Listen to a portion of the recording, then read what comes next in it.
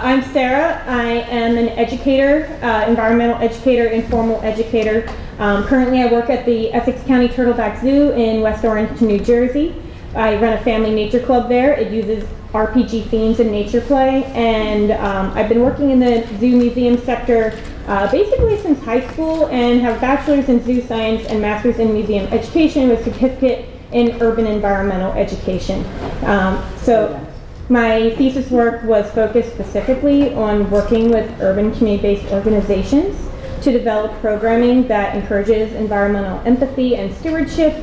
And I've worked at several zoos and museums across the U.S.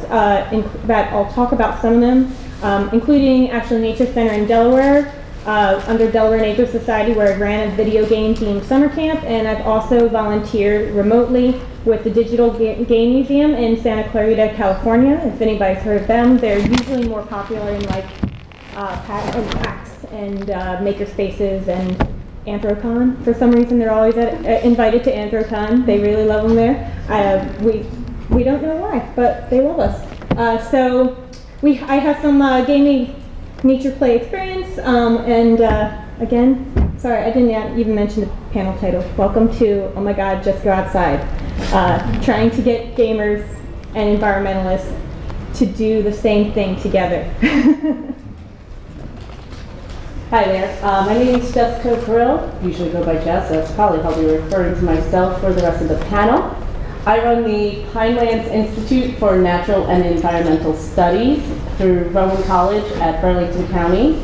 My center is located at the northernmost section of the Pinelands National Reserve in the central part of New Jersey. And we provide science and cultural field trip and family programming, work with school groups, scout groups. We do community programs, stewardship, outreach on 3,000 acres of preserved wetlands and historic farmland. My background is I have an undergraduate degree in large animal science, currently finishing up my master's in biology and environmental education with a focus on nature play and early childhood education. Yay, little kids! Right now, and again, focusing on nature play, it encourages learning through play, both in natural spaces and with natural materials. So basically, my degree is telling kids to go play in the dirt, and it's wonderful. Most recently, this past summer, we had a Blitz. Has anyone ever heard of one of those? No. Brad has. I know Brad has. So a Blitz is a 24-hour period where you or anyone can come into a specific place and collect data on every species you can find, fungus, plant, animals, insect, birds, what have you, and it's a full 24 hours. You get a good idea of what species you can find in an ecological area. You do it repeatedly over a few years. You can follow ecological trends. An activity that I ran was a Pokemon Go style hunt, where you get to walk around with cards or a little tablet, and using an app that we'll talk about a little later, you take a picture of what you found, and using crowd knowledge sourcing, you can learn a little bit about what you found, where it's found, is it invasive, is it endangered, and basically whoever found the most got bragging rights. Okay, and since Jess mentioned her primary age range, I'll clarify for me.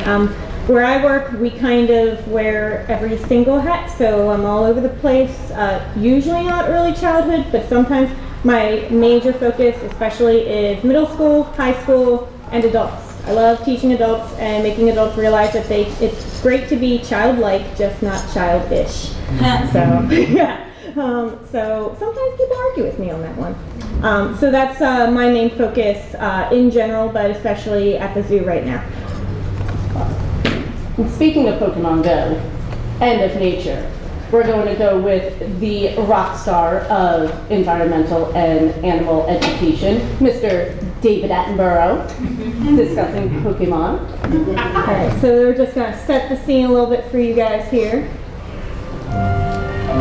This idyllic reserve once teemed with an abundance of exotic creatures. Alas, just over a decade ago, the Pokemon were driven to near extinction. But the last few weeks have yielded an unexpected boom in population. Now, with the help of modern technology, you can follow myself, Sir David Attenborough, as I attempt to catch them all. The tracks are light but unmistakable. It is only a matter of time before one exposes itself to its most fearsome predator. With its long, snake-like tail, it would appear to be well-equipped to repel all the most tenacious of assailants. Alas, this Pokemon has been toiling for hours and can only put up a token struggle. Of course, for rarer specimens, one must be prepared to travel farther afield. A great number of these Pokemon are swamp or forest dwellers. After a long journey, I close in on the appropriately named Trikachu. It is swiftly joined by Goggle and the lesser spotted Brackenachu.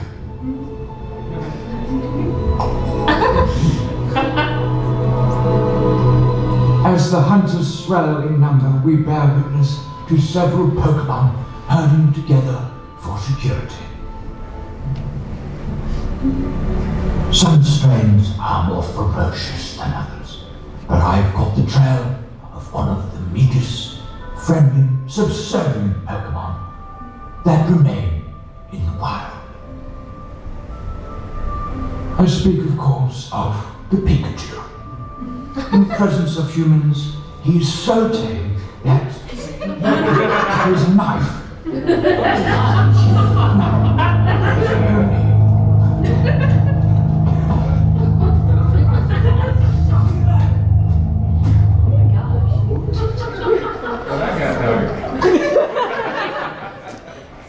This is we couldn't resist it.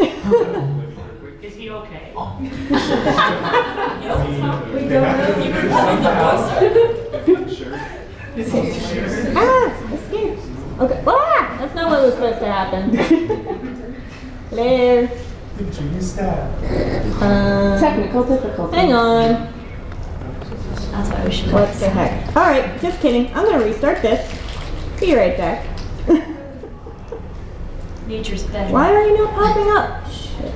Looks like you got an extend mode. Yeah, it is an extend mode, but now it's not on the screen. So give me a hot second. Windows key D. Oh, good point. No, Didn't it? that did not do shit. Why don't you put it in duplicate? Did you try saying? Because I hate duplicate and I want presenter mode. Hang on, it did work. We swear we tested this. Now just it's all hidden. Hang on. I'm just gonna bring up a different screen and bring it up again.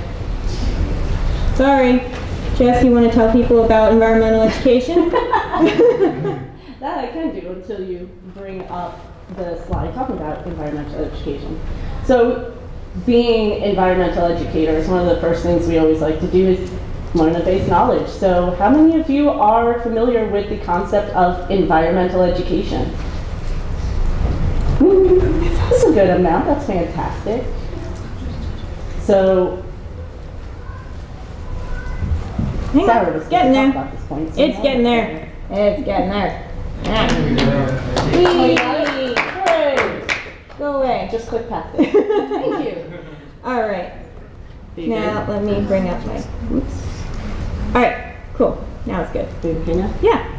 All right. So, environmental education. So basically, what for the people who don't know, and it's a type of informal education. And for those who don't know what that is, we basically consider ourselves Miss Frizzle without the school bus. So, if you go to a zoo, to a museum, really a zoo is a museum, nature center, all those kind of informal institutions, on a field trip, then we're the ones leading the field trip. If you come for a program, we're the ones leading that program. If you are looking at the panels, we're probably the ones that wrote the panels.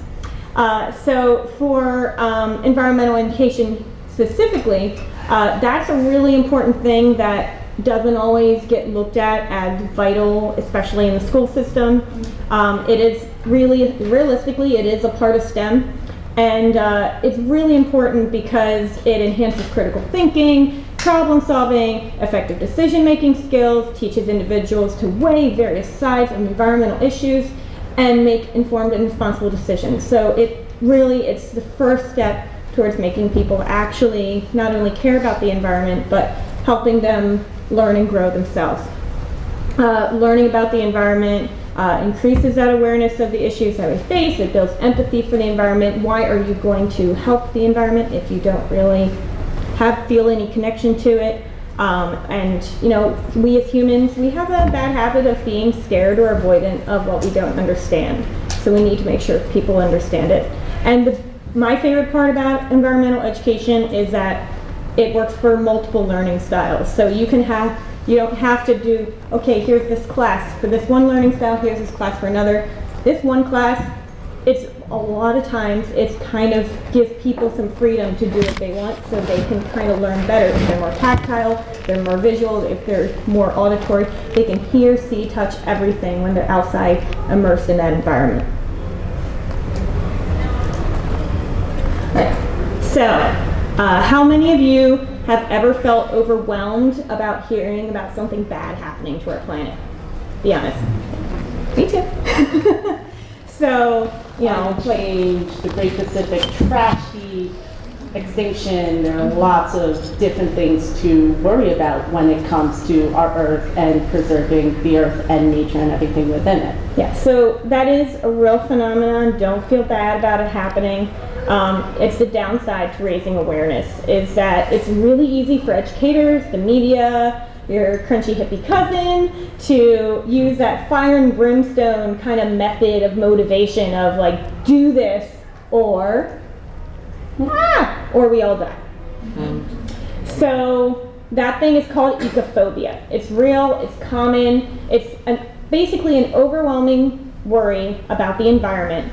And it's either out of fear or lack of empathy for it usually, but it can happen when you have complete empathy for it and you just feel so small, like you can't make a difference. And it's also known as eco-anxiety or eco-depression, so those kind of give that feeling of understanding of what that feels like.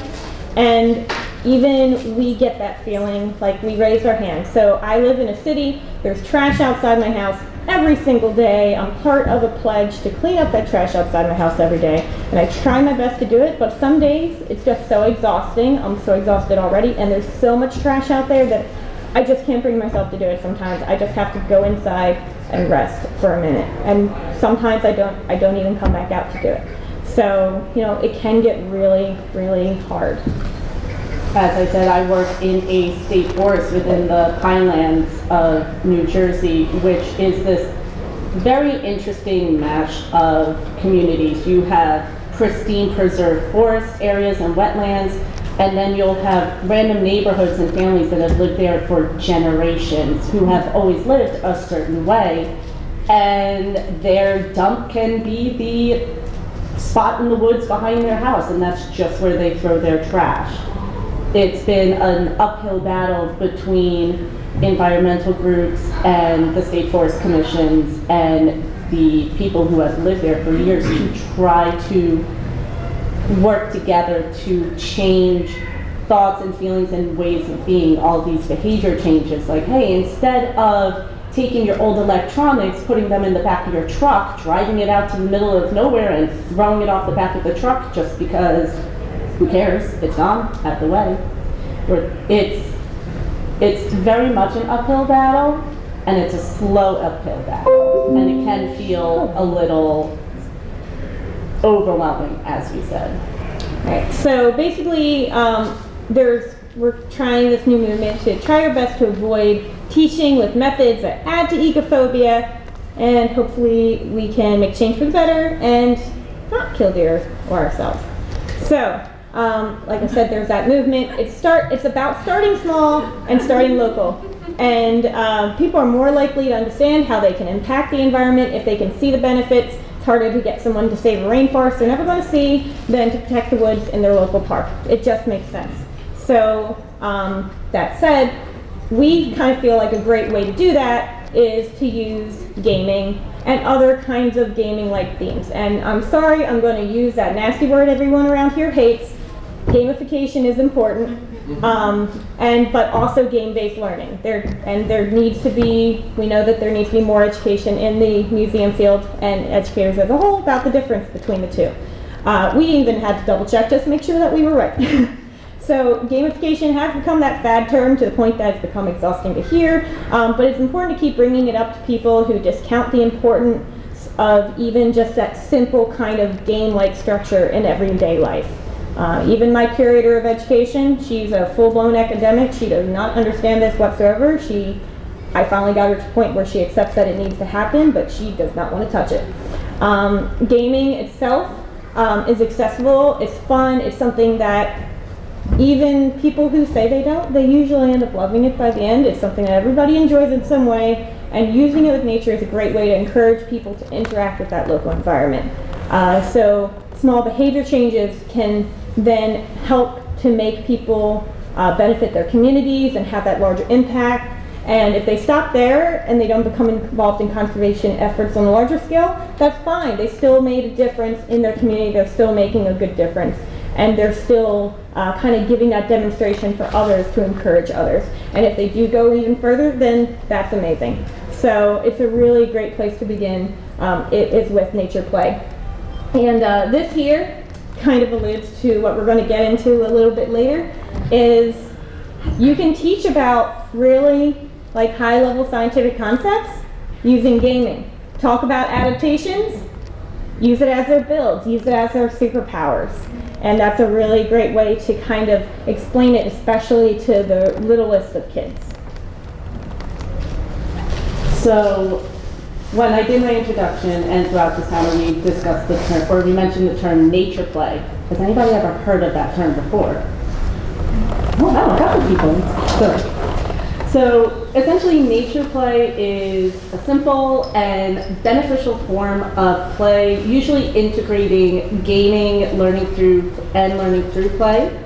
It's a key part of what's called the back to nature movement. It's about getting outside again, like I said, just playing in the dirt, climbing trees, getting kicked out of your house until you're called back for dinner. And it's also part of another movement called No Child Left Inside. I'm sure we've all heard about No Child Left Behind. No Child Left Inside is another concept of figuring ways to get more people back outside, back into the environment, and learning to care for the environment by creating emotional connections to their backyards, their neighborhoods, and their local environments.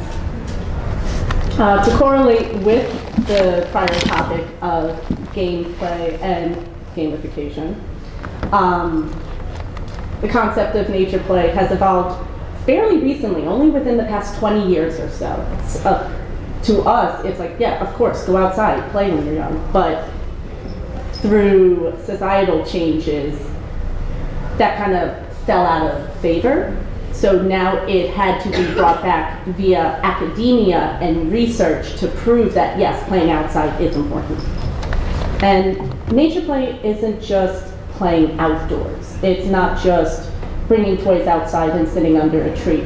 While that is beneficial, the whole concept of nature play is playing in nature, with nature, using natural materials in a way that you would use standard materials.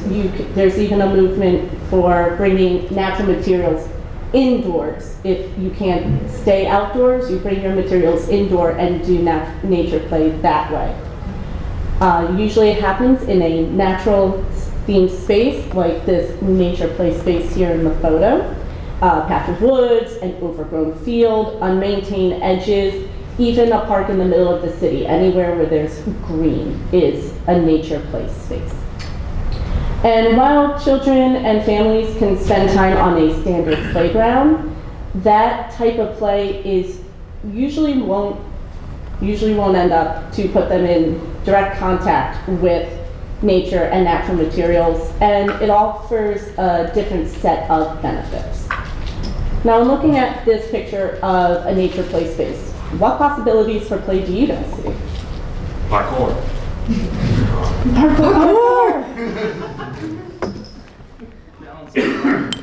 Sorry? Balance on the log. Yeah, you could definitely walk on the log and balance on it. What else? Turn that octagon into an arena and fight to the death.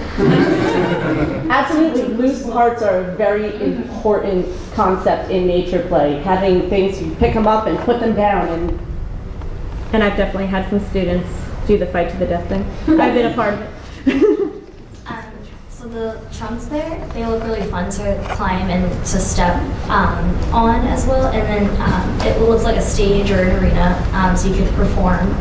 And then you could use more loose parts to like create dolls, or it could be like pretend food, or like you can pretty much use most of everything there to create something. you can definitely pick up some of the sticks or some Yeah. leaves and create things for imaginative and performative play. The floor is lava. Thank you. Always I was waiting the for the floor floor is is lava. That's my favorite, is floor is lava. Always Because I the do the floor. D&D stuff. It looks like that you could probably play like musical chairs or duck duck goose and where the little stumps are at. Definitely. And that's one thing, when you look at a traditional playground, you have the bright colors and the different activities, and things are fairly spelled out for how to use those materials. In a nature play space like this, it's usually much more open-ended. Okay, so why is exposure to nature important? Again, because people are spending more and more of their free time indoors. It leads to less opportunities for free play and self-exploration, leading to further disconnect between children and nature, in which case it can turn to indifference or disgust. So by having experiences in nature starting from a young age, people can gain a more well-rounded view of themselves, their world, and their place in it. So now we've talked all about all of that. We're going to kind of get more into how gaming fits into all of this. We know we've been waiting for that. So electronic games, most common style of game. What they all have in common is they usually involve specific skills, timing, dexterity, decision-making, hand-eye coordination, all that other stuff. And research has shown that older children, adult seniors receive these benefits from video games, and in some cases have shown to increase motor function, decision-making, and response time. That said, Usually the opposite is true for young children. In children under 7, research has shown that all of the benefits that adults and older children can gain from playing video games and electronic games is usually the complete opposite. It can reduce their motor function, it can reduce their attention span, and is usually viewed as disadvantageous. That's not to say that all video games and electronic games garnered towards young children are bad.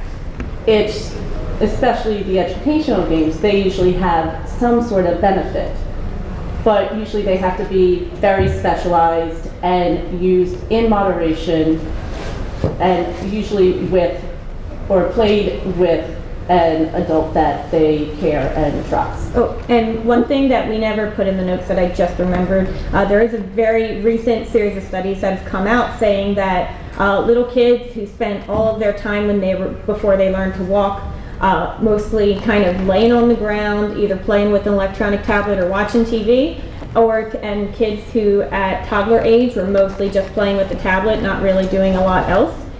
They've lost so much dexterity and muscle mass in their hands, that now that they're in 7th grade and above, like getting into there, or even when they're 7 years old though, they can't really hold a pencil right. They have such issues in class that they need to get specialized help from their teachers. So we spend quite a lot of time searching for video games that are beneficial to children. We looked at forums, we asked some of our parent friends, we talked to other professionals, and looking at educational gaming on tablets, and we found nothing. Well, at least not much. So we know many parents play games with their kids. They let their kids play games on tablets. Sometimes you just need 10 minutes to yourself and you plop them in front of the tablet and let them do what they want. I'm not going to fault anyone for that. I'm an early child care giver, and sometimes you just need that 5 minutes to put food on the table. I get it. But as Sarah was saying, if you do it for extended periods, it isn't good. Constantly. It isn't good for them. And as it is, some parents will even comment that their kids get bored or they're not actively interested in playing. It's just on and bright colors and loud noises, and it keeps their attention. We actually read a bunch of Reddit posts about this, and people were like, oh, my 4-year-old is getting bored with Battlefield. What other games can we have him play? Maybe he's ready for Skyrim. And we're like, no, he's getting bored because he doesn't understand it. And on that note, if you really do want to play kids with your games, we recommend the Sandbox. Yeah. Go play in the dirt. Or really, sandbox games. Those sandbox style games, they're open-ended. Most of them garnered towards early childhood or young children. They have options for either free play or guided play. It could have a storyline, or you can just throw things at the screen and see what happens. In fact, with the sandbox games' non-linear nature, it's a way to think about playing in nature in general. You can put in as little or as much effort as you want, but always be prepared for your plans to change. As educators who have created programming, we have gone in with this idea of our program's going to do this and this and this and this, and all of a sudden you'll take a left turn. And that's fine if you're staying on topic. It's a way to create learning moments in the moment and working with what is keeping the attention of who is there for your programming. Now, in the programming I run, concerted effort was made to encourage nature awareness and appreciation, but also supporting the development of age-appropriate critical thinking. Again, I work mostly with kids under the age of 5, and problem-solving skills, which, if any of you are familiar with toddler logic, it's fascinating. So with this in mind, I created a weekly play date at my facility. The play dates are focused on a specific topic and feature a mix of science discussion, hands-on activities, and free exploration time.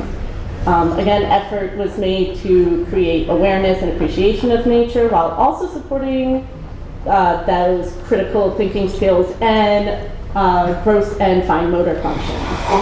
One of the most important aspects to any nature play activity is the concept of loose parts, like I said, those small movable objects that can be used by children to build and create. In one of my activities, let's see if I click this one, it should go next. Next. There we go. So in one of our activities, we did something called the Bird Beak Toolbox. And they're using a variety of tools, tweezers, clothespins, scissors, spoons, pipettes, and droppers.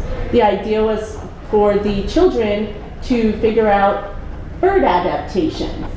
So on your left, there is using tweezers to pick up bird seed, working on your fine motor skills, but also figuring birds with those small, sharp, pointy beaks. Use it to pick up small items. The photo on your right is more along the lines of meat-eating birds, using larger, curved, sharp beaks to shear meat off of prey animals. Boom. And then this one I love, because we're using droppers to pick nectar out of a flower, such as a hummingbird. And this little girl figured out, wait, they use their mouth to pick up the nectar. I can use my mouth to pick up the nectar. Again, toddler logic. It doesn't make sense, but it does. And again, all these activities were specifically chosen because they work to develop many of those skills that kids need. And they're also learning through playing. They're learning by playing a game. They get to pick things up and put them down. They get to cut Play-Doh off of a stick. They get to pick up pipettes and droppers. Another thing was using a mesh sieve to pick up oatmeal out of a container of water, like a dabbling duck, sifting bird, or water sifters.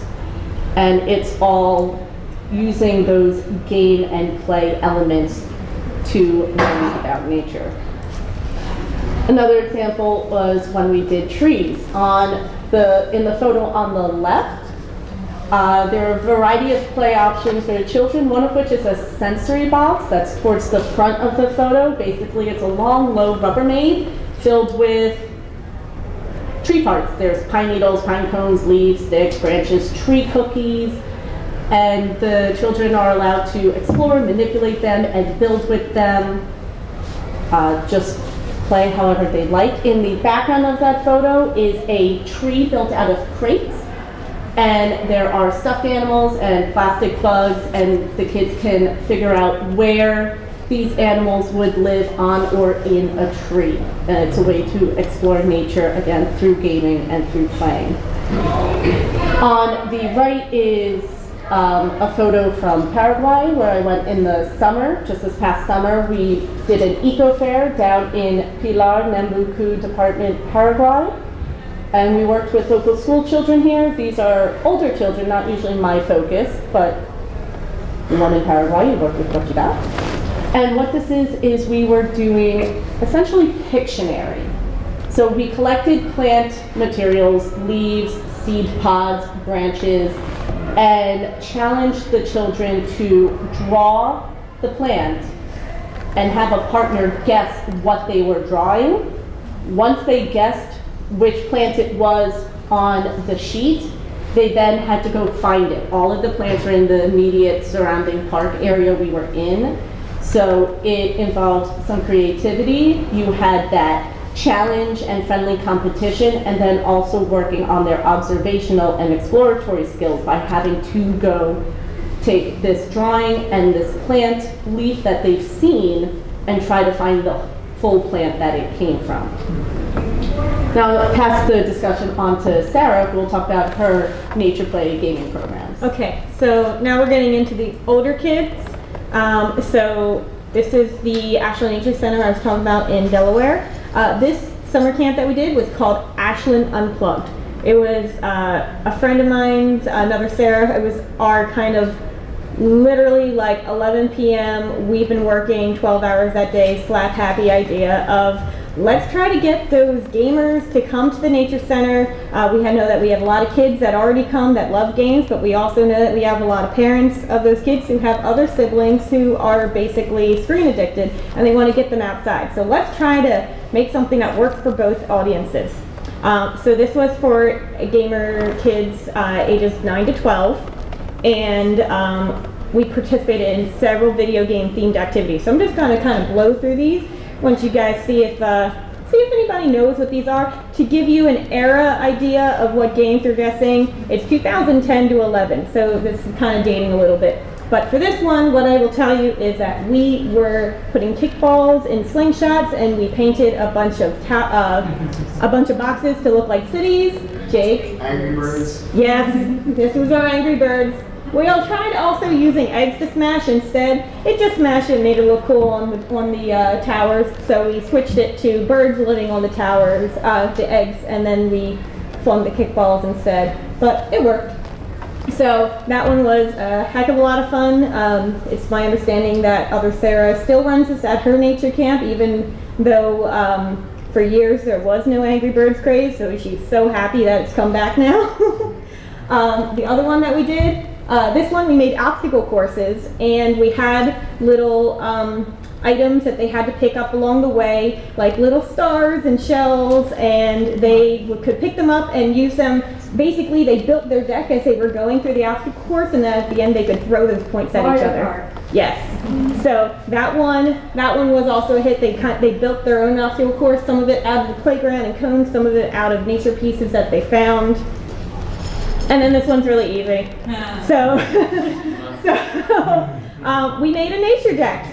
So we actually ended up going outside on hikes. They learned how to identify different animals, different plants, and when they found something that they loved, they would draw it in their nature decks. They had a big box where they could draw their picture, and then they had 4 lines, and they could put its powers. And so they learned about its adaptations, and then they guessed its powers, and then later on, we didn't have time to make cards, but they basically kind of verbally had their own little Pokemon battles. It was great. Another ones that we don't have photos of is that we practiced archery, which is so many different games. And the kids learned archery in real life is much harder than archery in a video game. Yeah, sadly, the real world has something called physics. Yes. And as a professional archery instructor, it is always extremely fun running my archery range, having kids coming in and doing this, because this is how you shoot a bow. And then teaching physics. Or people asking her business to make them bows that work for video games, yes. And they don't really work. If anyone wants to learn why Skyrim bows will work in the real world, come find me after. I'll explain it. So we also hiked several rocky areas and also a floodplain and a garnet mine to learn about geology. Minecraft. And then let's see, the very last one that we did. This was one of my absolute favorites. We combined everything that we learned from the whole week, and that whole day was a quest. They had to solve riddles, they had to solve obstacle courses, they had to use their orienteering skills that they had learned to navigate their map, and they had to go and rescue the lovely Princess Morgan, who was our Camp Lodge instructor, from the evil counselor Jimmy Dorf. And once they had made shields out of pizza boxes, and when they found Jimmy Dorf, they had a water balloon fight to defeat Jimmy Dorf and rescue the princess. And they also did learn about conservation. They picked up all the water balloons, not to worry. So it was an amazing day. What is Jimmy Dorf from? Okay, thank you. Sometimes I say it and people are like, what the hell is that? All right. So then, now getting to where I work now, I work at the Essex County Turtleback Zoo. Like I said, it was one of 10 zoos in the country to receive a grant from the Children in Nature Network, which is actually an international organization that was really kind of the start of the Back to Nature movement and No Child Left Inside. They're the ones keeping it going. And they had a grant for places to run a family nature club out of zoos, because zoos weren't really kind of doing a lot of local environment. We're usually very, large scale, but we're trying to reach out more. And FNCs is what I will be calling family nature clubs in the future. Has anybody ever heard of them before? I think at least a couple people, but I know who you are.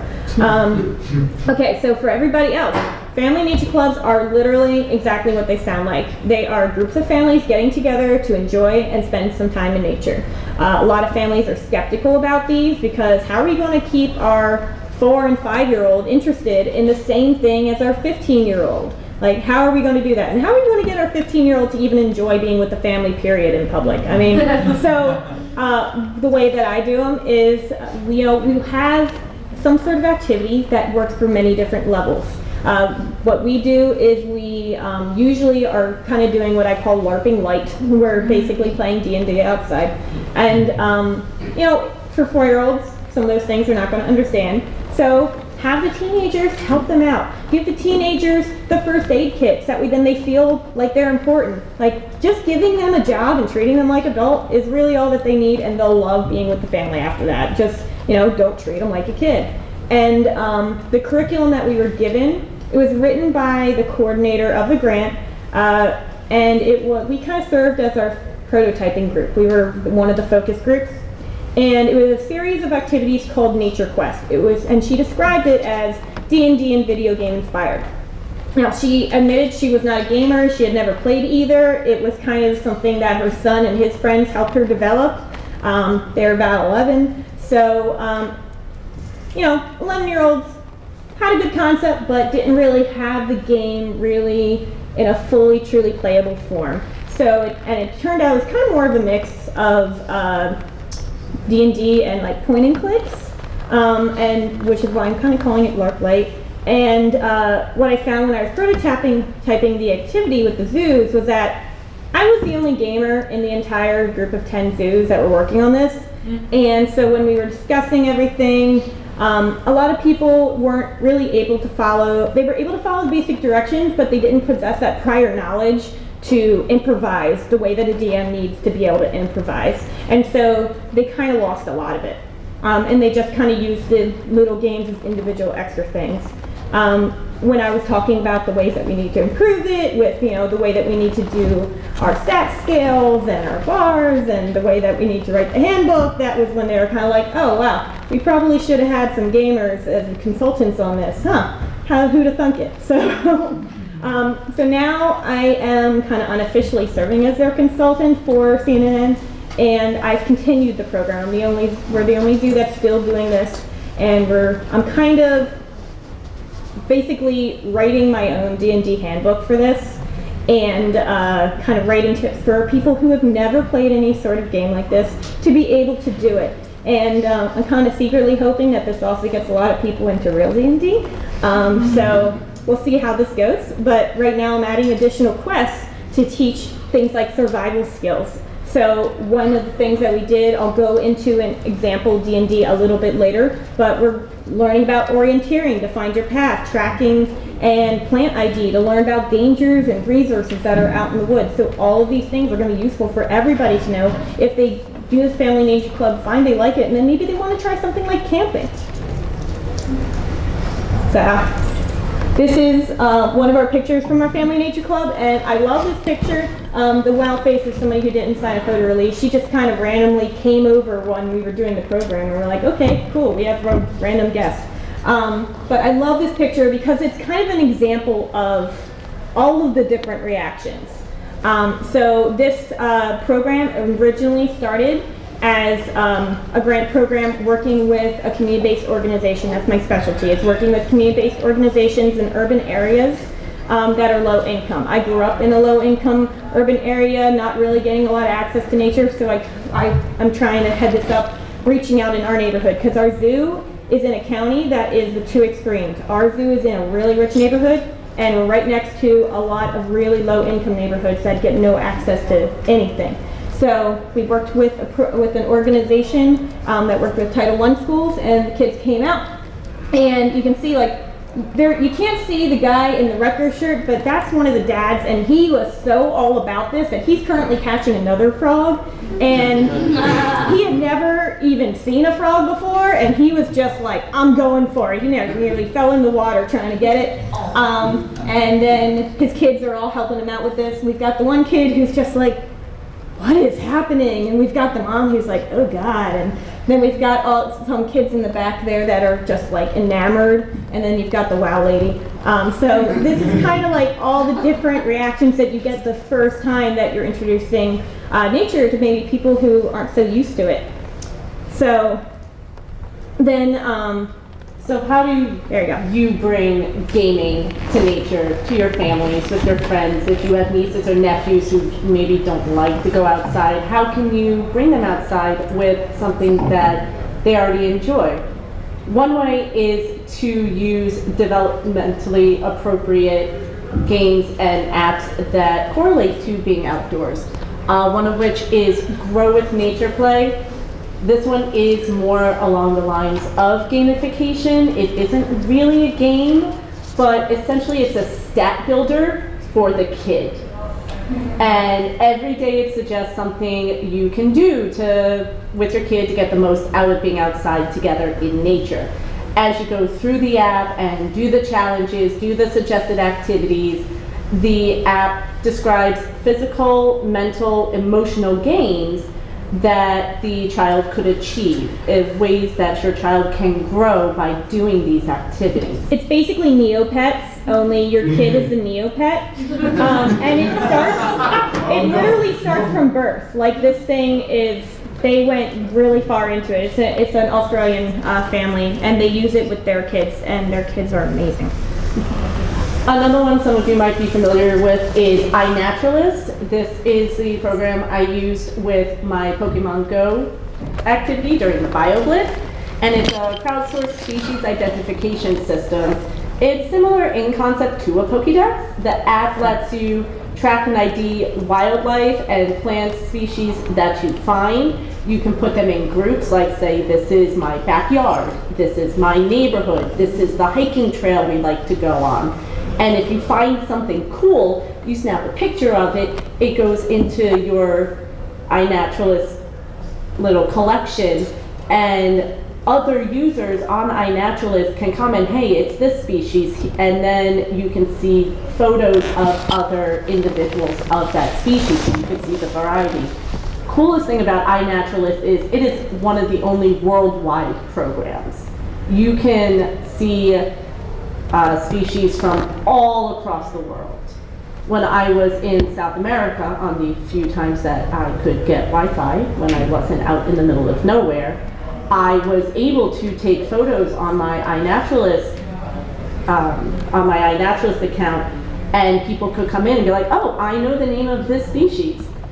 Another fun thing was I worked at the Philadelphia Zoo for 5 years before taking over on my program, so I knew a lot of species that lived in that area, but I'd never seen in person.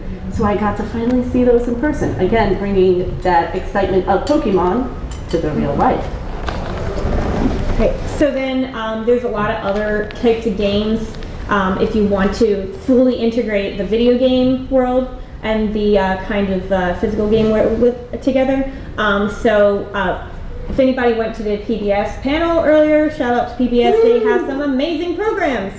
And we actually learned about some yesterday that we did not know existed on PBS that are really great for this kind of stuff. So there's one which is Nature Cat, which is basically kind of like a little kid version of iNaturalist. And then there's Map the Night Sky, which is kind of like a little kid version of Google Sky. So those were really awesome. Pokemon Go, just like David Attenborough, don't get killed by Pikachu, but you can use it while you're out there, and that can be an excuse to get people outside. There's a lot of nature parks that have stops and everything, and kind of mix it up. Be like, we're gonna go spin some Pokestops, fight some battles and some raids, but at the same time, we're going to try to find some real life Pokemon. You know, that's something that you could do. Or there's a ton of other AR apps that are starting to grow and exist. And you can search online for those kind of things. And then finally, there's citizen science. Before we get into citizen science, if you don't want to use electronic gaming when you're outside, there are also physical activities. I'm sure many of you are familiar with Flux. It is one of my favorite games. I found Nature Flux, and I have used this with my family programming and my scout programming. Essentially, it's Flux. But what it is you have ecological disasters instead of, I forgot the term they use for the bad things. Hold on. Creepers. Yeah, so for the creepers, you have ecological disasters. You could have a drought, you could have a forest fire, you could have a massive extinction episode, which I was really surprised that they put that as a card. Others are, your goal could be herpetology, where you have to have a lizard or a salamander or a frog. You can have metamorphosis as a goal, where you have the caterpillar and the butterfly, or the tadpole and the frog. And it's another way to teach environmental education through a game. You're also seeing a lot of gift shops at zoos and nature centers and museums. There's some games about tracking scat, card games for scat, which is poop for those who don't know what scat is. It's a trail hunting name for it. If you want to talk to me about that, I have all kinds of great programs that I teach. They're a lot of fun. And then there's board games learning about medicinal plants. There's board games learning about survival skills, and it's called Camp Out, I think. And then there's also little things that you can get to carry around with you while you're outside doing nature play. This is nature circles. This is kind of like the most expensive version of this. This is something that my nonprofit could not afford if it didn't come with the grant. They're like $15, but they're awesome. So they have little tiny suggestions of ideas of activities to do that, if you're completely stumped. Like this one is really simple. Find a leaf that draws your attention. Observe, touch it, be with it, and see what comes to you. Like really just little simple gamey things. And then getting into the citizen science, like I mentioned, that one again is more gamification, but you can turn your research activities into a competition amongst your friends or family. Does anybody know what citizen science is? Has anybody heard of it? Okay, so citizen science for everybody else, it is basically help out the researchers. It's all of us regular, non-academic people, if we're not in here, basically going out and collecting data for the researchers. So there's one that just finished up where people asked people to take microplastics samples, take water out of their local areas, send that in, and they tested to see where microplastics were all over the country. There's one to listen for frog calls, Frog Watch USA, listen for birds. We'll have a resource list with all those, but those are really, really helpful and can be a lot of fun too. All right, so we have one more thing that we just want to tell you guys about, and then we'll do some quick questions, which is my Family Nature Club example. So I was gonna play it with you guys, but I'm just gonna blow through it so that we leave some time for questions. So basically, this is the most recent Family Nature Club I did. I did it in November, right before Thanksgiving, when we had a nice snowfall, and we had a bunch of people come where the kids were all gamers, none of the parents were gamers. So keep that in mind as we see how people's faces change. So basically, right here, you enter a great woods. We entered, and the first thing we need to do is learn about survival skills and gather our resources. So everybody had to find some sort of prop or weapon to help them kind of start to build their class. So some people grabbed sticks to be swords or daggers. Somebody grabbed a big staff to be their bow staff. Somebody grabbed a stick to be a bow. Somebody grabbed another stick. Oh, there was a lot of sticks. Somebody grabbed a stick to be a slingshot. Somebody else grabbed a very beautiful leaf, and it was her healing amulet. And this was a mom who had no idea about gaming. She just knew a little bit from what she hears people talk about sometimes. And so she became our cleric, and we started to build our classes.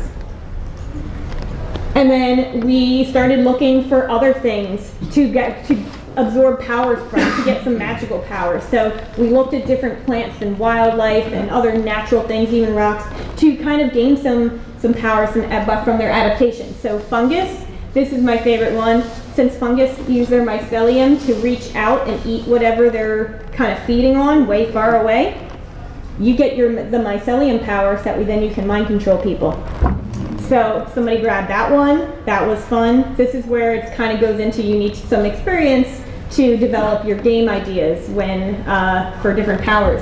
We found a bunch of deer. So somebody grabbed some camouflage power, somebody grabbed some speed power, somebody grabbed the rock power to be super duper strong. And then as we were walking through the woods, we found turtleback rock. So just for background, the Lenape creation story is that North America was built on the back of a giant turtle. If anybody wants to hear the whole story, find me afterwards. But this rock is a basalt formation that is what inspired the story. So basically, it kind of looks like turtle scoops in the back. So we found turtleback rock, we started climbing up on it, and then, oh God, we woke up the giant turtle. And we had to put the giant turtle to sleep before she destroys all of us, because she's like the size of this room. And so I'm asking everybody, like, what do we do to make the turtle go to sleep? We don't want to hurt the giant turtle, because the giant turtle is what our land is built upon. But how do we put her back to sleep? And this kid decided maybe she wants to eat acorns. Maybe the acorns will make her fall asleep, like turkey makes you fall asleep at Thanksgiving. And I'm thinking in my head, acorns are deadly for turtles. That's not going to happen. But I rolled a dice, and what does that kid get? A 20. So now this magical, mythological turtle loves acorns and eats acorns. So we started throwing acorns at the turtle, which, by the way, there's a road below the cliff, so I hope we didn't throw acorns on anyone's car. But we were doing rolls for the acorns to see if they reached the turtle's mouth, and a lot of them weren't making it. So this kid also decided, I'm going to use my slingshot for some extra power, started feeding the turtle better. Somebody else, the mom who made the amulet, and my coworker, they started wrapping the acorns in the snow and throwing snowballs with acorns in them as like little snowball bombs and little like little mage power, like little kamehamehas, and it was great. And we ended up putting the turtle to sleep, and then we had all exhausted our powers and we needed to rest. So built a shelter, took a rest, and everybody was super happy and loved gaming after that. Like, look at these people. Even the mom who was like, this is silly, she was the one who went most gung-ho. So you can really do this kind of stuff and have really great success. So now that said, this is our information. If anybody has any questions later. Does anybody have any questions now? Yeah. So I am an educator myself. I'm little kids, so toddlers, infants. So our center is afraid to have sandboxes. We are a city school. So I guess, do you have any suggestions for something like that? I know cats is a worry, and like, oh no, they're gonna poo in the sandbox and things like that. So do you have any suggestions for that? My suggestion is to do the sensory bins. Again, my facility is out in the woods. We have sandboxes and sand roads and sand everywhere outside. Yes. But some parents don't want to let their kids play in the sand because, hey, it's dirty, people walk their dogs, animals poop in it. We understand. So the underbed Rubbermaid bins with the lids, use those as your sensory boxes. And you can reuse them with multiple items. You can fill it with sand. You can fill it with birdseed. Birdseed is fantastic if you don't want to use play sand. You can fill it with cooked cold spaghetti. Kids love playing with that, and you can cook it in colored water. So trying to find a way to bring those materials indoors to an enclosed space is a great way to work around the we don't want outdoor sandboxes. And just to build off that real quick is my zoo is also municipally run, government connected. Everybody's totally paranoid of liability. And the other place I work, everybody's totally paranoid of liability because the board president is a lawyer. So what I have in all of my handbooks and my waivers for my bigger programs is about managed risk. Risk is fine as long as it's managed and you can help to teach kids what's safe and what's not safe. You can play with sticks, just make sure to stay away from the eyes, things like that. If anybody, like if you or anybody else wants to see that kind of handbook, it was made by Jacksonville Zoo. They gave it to me. I have permission to hand it out. So if anybody wants to kind of see how to make one of those handbooks and waivers, then I can just email me at either of those emails. Thank you. Just to add on to her thing, I was going to suggest moon sand inside is actually really fun for kids too. And kinetic sand. Yeah, we do that. Thank you. Anybody else have any questions? Yeah. You were talking a bit about the negative health impacts of a lot of screen time. And I was wondering if that was kind of linear, where just the more screen time, the worse, no matter what, or whether there's some amount of moderation that's okay. There is some amount of moderation that is okay. Usually for children up to 3, they tend to recommend 0 screen time. Or 1 hour max. 1 hour max. And then between 3 and 5, they usually bump it up maybe like an hour to 2 hours. Is that a day? But a day. A day. But the big thing is to not leave them with screen time on their own. Screen time should be something to be enjoyed together. That way, not only can the kids be entertained, but it's also a bonding activity between the child and the caretaker or child and the parent, anything like that. But usually they recommend screen time with an adult that they trust.